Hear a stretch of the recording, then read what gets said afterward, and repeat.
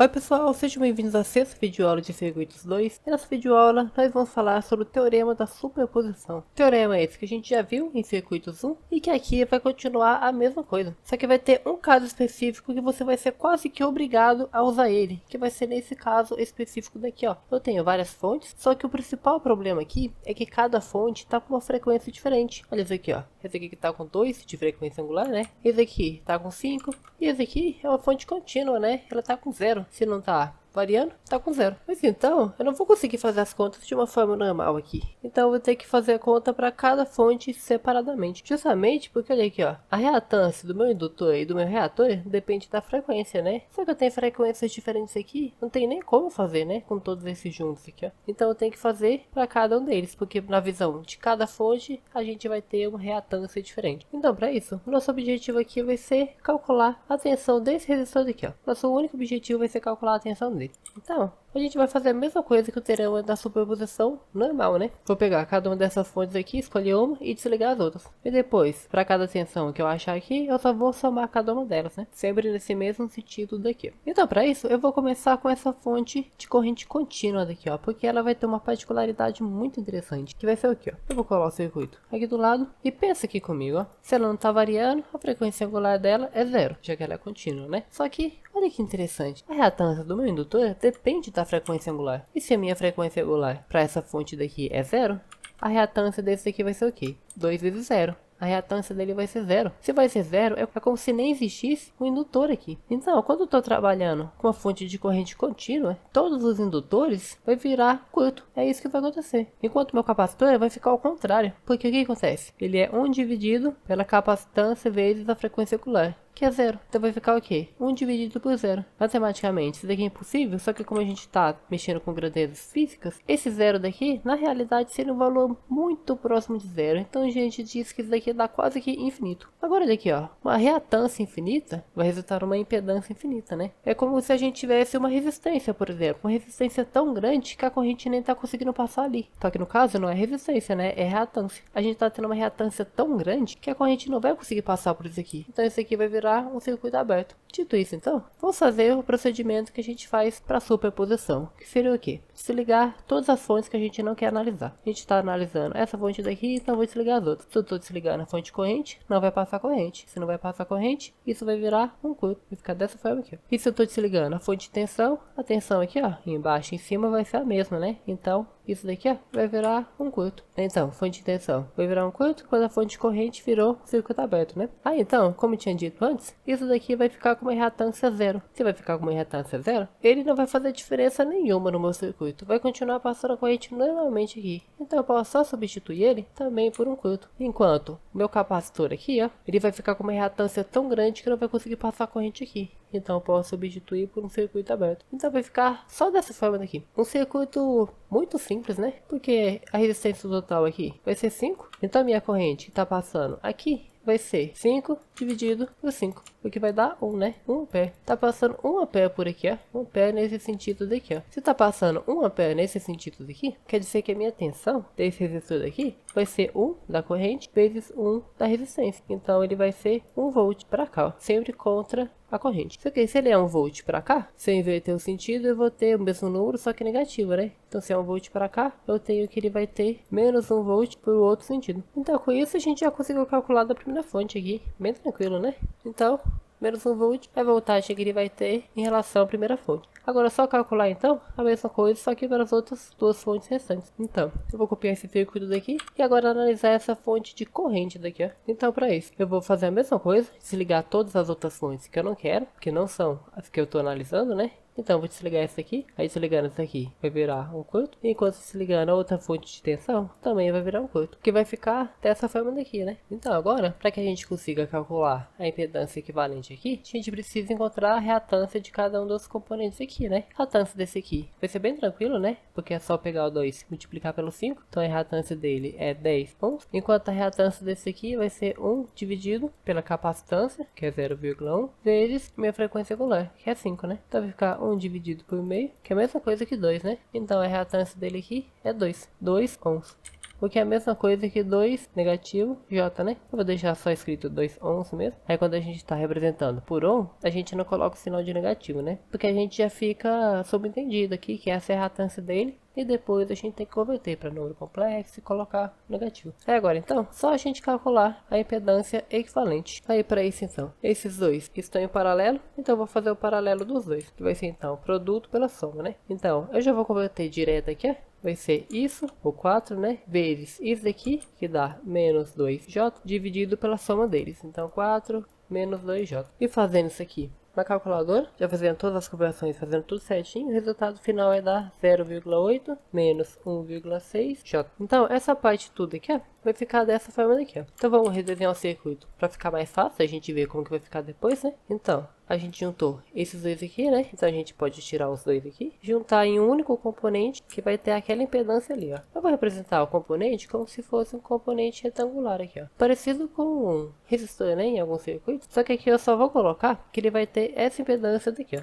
Então, o circuito ficou dessa forma daqui. Agora, esse daqui e esse aqui estão em série, né? A gente consegue juntar os dois de uma forma bem fácil. É só somar. Então, a gente pode até colocar o circuito aqui de baixo e já fazer direto de cabeça, né? Porque somado com isso aqui, a gente só vai fazer o quê? Literalmente somar na parte real aqui, né? Porque a resistência é um número real. Então, somando vai ficar dessa forma daqui, ó. Bem tranquilo, né? Agora, esse e esse, eles estão em paralelo. Então, a gente também vai ter que fazer de novo o produto pela soma. Então, o produto desse aqui e do outro aqui também, que vai ser 10J, né? Dividido pela soma deles. Então, 1,8 menos 1,6J mais 10J. Aí, esses dois aqui, eu posso juntar em um só, né? Que vai ficar 8,4 positivo. No final, a gente vai ter essa conta daqui pra gente resolver, né? Que, novamente, vou colocar aqui na calculadora para nos dar o resultado final. O que vai dar 2,439 menos 1,3821J. Aí, isso daqui, então, é a minha impedância equivalente. Aí, então, o que eu quero saber? A tensão desse aqui, né? Então, só preciso saber a corrente que está passando para esse lado daqui. E como que eu vou fazer isso? Calcular a corrente que está passando para esse lado daqui, que vai ser a mesma corrente que vai estar passando nele, tá vendo? Aqui, ó, a corrente que está passando nele é a mesma corrente que está passando nesse lado daqui, ó. Então, eu só vou fazer o quê? Um divisor de corrente só, já vai bastar. E como que vai ser a fórmula do divisor de corrente que eu vou usar aqui, ó? Eu poderia estar usando a impedância que eu não quero, dividido pela soma das duas. Então, aqui, como eu calculei a impedância equivalente, vou fazer o quê, então? A impedância equivalente, ou impedância total, né? Dividido pela impedância que eu quero, que no caso é essa daqui, ó, multiplicado pela minha corrente. Então, como que vai ficar aqui, ó? Minha impedância equivalente, que é essa daqui de cima, né? Dividido pela impedância que eu quero, o lado que eu quero saber a corrente que tá passando, né? Que no caso é esse lado daqui, ó. Então, eu vou colocar essa impedância daqui, ó. Então, 1,8 menos 1,6J. Agora, só fazer essa conta daqui, multiplicado pela minha corrente, né? E a corrente, no caso, é literalmente essa daqui, né? Vou escrever isso aqui em formato de fase, que vai ficar, então, 2. E a minha fase é 0 graus, né? Já que aqui não tem nenhuma fase. Aí, isso daqui vai me dar, então, 2,3281. E o ângulo aqui vai ser 12,0948. Aí, esse aqui, então, é a minha corrente que tá passando nessa parte daqui, ó. Então, essa corrente que tá passando nessa parte daqui, ó, é a mesma corrente que tá passando nessa parte daqui, ó. Se a corrente tá passando justamente nessa parte daqui, só vou pegar ela, multiplicar por esse daqui, e eu já vou ter a minha tensão. E aqui eu já posso até fazer de cabeça, né? Porque multiplicado por 1 vai literalmente dar ela mesma, que vai ficar nesse valor aqui mesmo, então. Então, essa tensão daqui, para essa segunda fonte daqui, vai ser o quê? Vai ser exatamente esse valor aqui que eu achei. 2,328 fazer 12,0948 graus. Ou se não, eu posso escrever também em formato de senoide, né? Que aqui eu acho que vai ser melhor. Tem um aqui, então vezes seno. A frequência é esse 5 daqui, então 5, porque a frequência é sempre a mesma, né, da fonte, enquanto meu ângulo vai ser o ângulo que tá aqui, ó. Então 12,0948 graus. Então essa daqui é a tensão que tá nele quando eu tô analisando essa fonte daqui, ó. Agora só falta analisar a última fonte, né, que vai ser essa fonte da esquerda aqui, ó. Aí então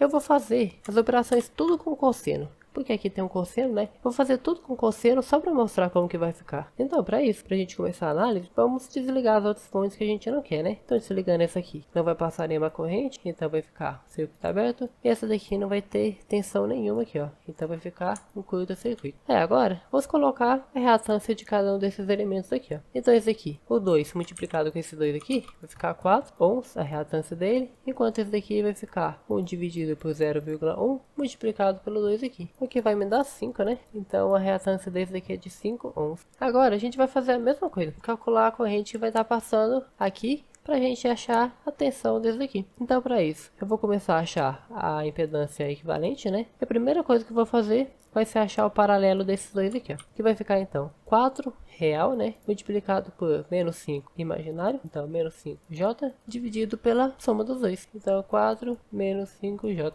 Fazendo isso aqui na calculadora, eu vou ter 2,439 menos 1,9512J. Então essa aqui, minha impedância equivalente dessa parte em paralelo daqui, ó. Então eu vou redesenhar o circuito e colocar essa impedância daqui, para que depois a gente agora só soma tudo, né? Porque o resto tudo agora tá em paralelo aqui. Então agora é só a gente somar tudo, né? Vai somando tudo aqui. Dá até para fazer um pouco de cabeça, né? Porque 1 somado com isso aqui vai dar 3 e a parte decimal vai ficar idêntica. Enquanto 4 menos esse daqui vai dar 2,0488 positivo. Então esse aqui é a minha impedância equivalente. Agora é só pegar isso aqui e dividir por isso aqui, ó. Agora o que eu vou fazer? Transformar isso aqui em fazer. Agora toma muito cuidado nessa parte daqui, ó. Que quando for transformar em fazer, você tem que lembrar que isso aqui, ó, é um cosseno. Então isso aqui agora não é uma senoide disfarçada, é uma cossenoide disfarçada. Aqui agora não tem um seno embutido aqui, ó, tem um cosseno. Então o que isso quer dizer? Que eu vou ter um resultado final, né? E nesse resultado final, quando eu for transformar de volta, eu não vou transformar em seno, eu vou transformar em cosseno. É isso que vai mudar. Você pode fazer as operações com cosseno, só que você não pode esquecer que está em cosseno. Então, vou fazer isso aqui, ó, dividido pela minha impedância equivalente aqui, ó. Só vou pegar ela e colocar aqui embaixo. Vou fazer a divisão aqui agora. Aí, fazendo essa divisão daqui, eu vou ter então 2,4981 fazer menos 30,784,6. Então, isso aqui agora já é a corrente que está passando nessa parte daqui, ó. Justamente nesse sentido daqui, ó. Aí o que acontece? Se essa corrente está passando aqui, ó,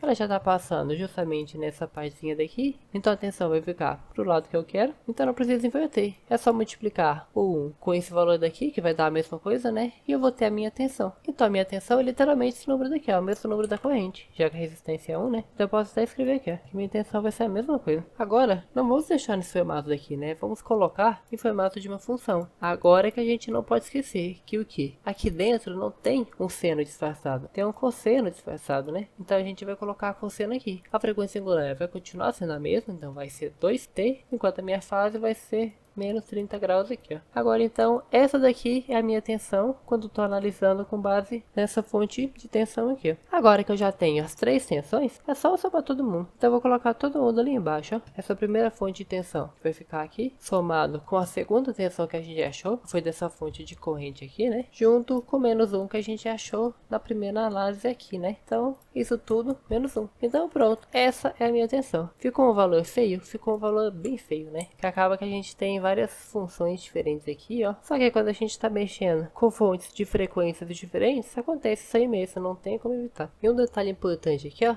é que não dá pra gente juntar isso aqui. Mesmo se a gente quiser transformar tudo em uma função só, a gente não consegue. Se fosse um cosseno desse lado, um seno do outro lado e tivesse na mesma frequência, a gente podia tentar transformar todo mundo para cosseno ou todo mundo para seno e somar que nem eu tinha mostrado na videoaula de senoide. Só que a gente só pode juntar em uma só quando a frequência é igual, o que não acontece aqui. Então a gente não consegue deixar tudo junto. É literalmente dessa forma daqui que vai ter que ficar no final então, ó. Então esse aqui é essa tensão daqui, ó. Se eu chamar isso daqui de V1, por exemplo, ó, essa daqui é literalmente a minha V1, com base no tempo, né? Essa tensão daqui vai ficar realmente dessa forma daqui. Então tem essas coisinhas que a gente tem que se preocupar, né? Quando a gente estiver mexendo com circuitos de corrente alternada, mas é o mesmo teorema que a gente viu lá em circuitos de corrente contínua. A mesma coisa que a gente vai fazer. A única coisinha que a gente também tem que atentar é quando tem uma fonte de corrente contínua, né? Como é nesse caso aqui. Porque o indutor, a gente também vai tirar ele, vai transformar num curto, enquanto o capacitor a gente vai transformar num circuito aberto. De resto, permanece tudo igual. Então, essa foi a videoaula, espero que tenha dado para entender tudo. Qualquer dúvida, deixe nos comentários e até a próxima videoaula.